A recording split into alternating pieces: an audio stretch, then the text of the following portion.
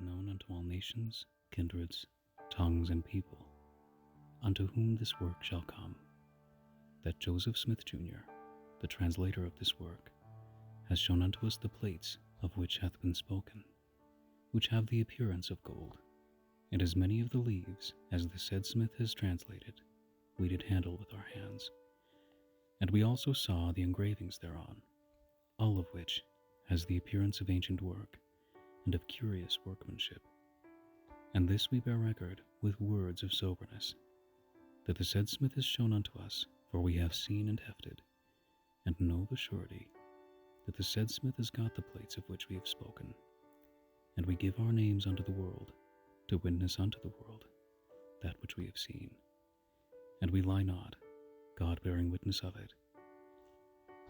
Christian Whitmer, Jacob Whitmer, Peter Whitmer Jr., John Whitmer, Hiram Page, Joseph Smith Sr., Hiram Smith, and Samuel H. Smith. The prophet Joseph Smith's own words about the coming forth of the Book of Mormon are, "On the evening of the 21st of September, 1823, I betook myself to prayer and supplication to Almighty God. While I was thus in the act of calling upon God, I discovered a light appearing in my room, which continued to increase until the room was lighter than at noonday, when immediately a personage appeared at my bedside, standing in the air, for his feet did not touch the floor. He had on a loose robe of most exquisite whiteness. It was a whiteness beyond anything earthly I had ever seen, nor do I believe that any earthly thing could be made to appear so exceedingly white and brilliant. His hands were naked, and his arms also, a little above the wrist. So also were his feet naked, as were his legs a little above the ankles. His head and neck were also bare. I could discover that he had no other clothing on but this robe, as it was open, so that I could see into his bosom. Not only was his robe exceedingly white, but his whole person was glorious beyond description, and his countenance truly like lightning. The room was exceedingly light, but not so very bright as immediately around his person. When I first looked upon him, I was afraid, but the fear soon left me.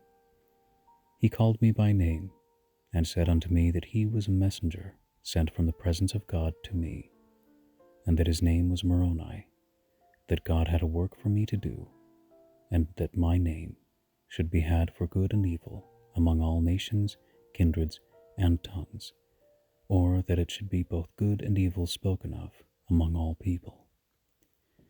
He said there was a book deposited, written upon gold plates, giving an account of the former inhabitants of this continent, and the source from whence they sprang. He also said that the fullness of the everlasting gospel was contained in it, as delivered by the Savior to the ancient inhabitants. Also, that there were 2 stones and silver bows, and these stones, fastened to a breastplate, constituted what is called the Urim and Thummim, deposited with the plates, and the possession and use of these stones were what constituted seers in ancient or former times, and that God had prepared them for the purpose of translating the book. Again he told me that when I got those plates of which he had spoken, for the time that they should be obtained was not yet fulfilled, I should not show them to any person, neither the breastplate with the Urim and Thummim, only to those whom I should be commanded to show them. If I did, I should be destroyed. While he was conversing with me about the plates, the vision was opened to my mind, that I could see the place where the plates were deposited, and that so clearly and distinctly that I knew the place again when I visited it. After this communication, I saw the light in the room begin to gather immediately around the person of him who had been speaking to me, and it continued to do so until the room was again left dark, except just around him, when instantly I saw, as it were, a conduit open right up into heaven, and he ascended till he entirely disappeared, and the room was left as it had been before this heavenly light had made its appearance. I lay musing on the singularity of the scene, and marveling greatly at what had been told to me by this extraordinary messenger, when in the midst of my meditation I suddenly discovered that my room was again beginning to get lighted, and in an instant, as it were, the same heavenly messenger was again by my bedside. He commenced and again related the very same things which he had done at his first visit, without the least variation, which having done, he informed me of great judgments which were coming upon the earth, with great desolations by famine, sword, and pestilence, and that these grievous judgments would come on the earth in this generation. Having related these things, he again ascended, as he had done before. By this time, so deep were the impressions made on my mind that sleep had fled from my eyes, and I lay overwhelmed in astonishment at what I had both seen and heard. But what was my surprise when again I beheld the same messenger at my bedside, and heard him rehearse or repeat over again to me the same things as before, and added a caution to me, telling me that Satan would try to tempt me, in consequence of the indigent circumstances of my father's family, to get the plates for the purpose of getting rich. This he forbade me, saying that I must have no other object in view in getting the plates but to glorify God, and I must not be influenced by any other motive than that of building his kingdom. Otherwise I could not get them. After this third visit, he again ascended into heaven as before, and I was again left to ponder on the strangeness of what I had just experienced, when almost immediately after the heavenly messenger had ascended from me for the third time, the cock crowed, and I found that day was approaching, so that our interviews must have occupied the whole of that night. I shortly after arose from my bed and, as usual, went to the necessary labors of the day, but, in attempting to work as at other times, I found my strength so exhausted as to render me entirely unable. My father, who was laboring along with me, discovered something to be wrong with me, and told me to go home. I started with the intention of going to the house, but in attempting to cross the fence out of the field where we were, my strength entirely failed me, and I fell helpless on the ground, and for a time was quite unconscious of anything. The first thing that I can recollect was a voice speaking unto me, calling me by name.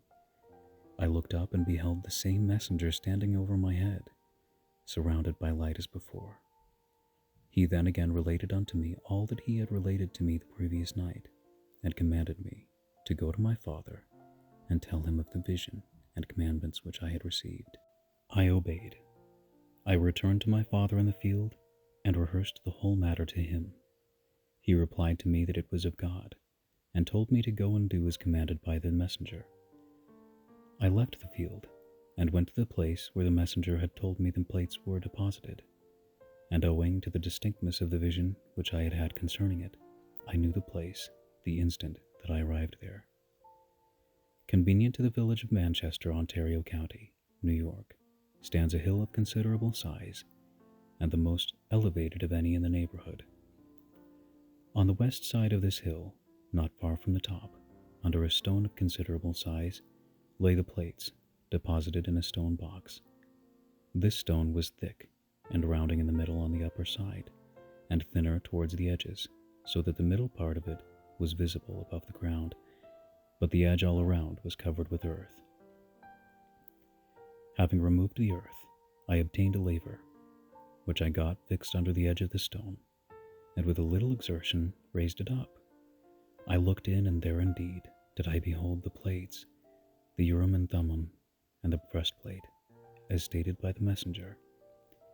The box in which they lay was formed by laying stones together in some kind of cement. In the bottom of the box were laid 2 stones crossways of the box, and on these stones lay the plates and the other things with them. I made an attempt to take them out, but was forbidden by the messenger, and was again informed that the time for bringing them forth had not yet arrived, neither would it until 4 years from that time.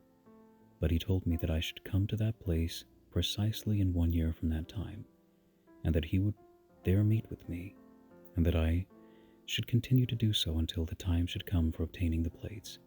Accordingly, as I had been commanded, I went at the end of each year, and at each time I found the same messenger there, and received instruction and intelligence from him at each of our interviews, respecting what the Lord was going to do, and how and in what manner his kingdom was to be conducted in the last days. At length the time arrived for obtaining the plates, the Urim and Thummim, and the breastplate. On the 22nd day of September 1827, having gone as usual at the end of another year to the place where they were deposited, the same heavenly messenger delivered them up to me with this charge, that I should be responsible for them, that if I should let them go carelessly, or through any neglect of mine, I should be cut off, but that if I would use all my endeavors to preserve them until he, the messenger, should call for them, they should be protected. I soon found out the reason why I had received such strict charges to keep them safe, and why it was that the messenger had said that when I had done what was required at my hand, he would call for them. For no sooner was it known that I had them, than the most strenuous exertions were used to get them from me. Every stratagem that could be invented was resorted to for that purpose. The persecution became more bitter and severe than before, and multitudes were on the alert continually to get them from me if possible. But by the wisdom of God, they remained safe in my hands until I had accomplished by them what was required at my hand, when according to arrangements the messenger called for them.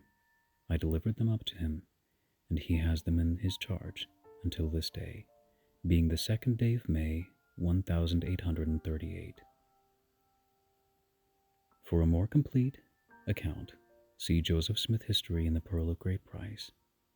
The ancient record thus brought forth from the earth, as the voice of a people speaking from the dust, and translated into modern speech by the gift and power of God, as attested by divine affirmation, was first published to the world in the year 1830 as the Book of Mormon,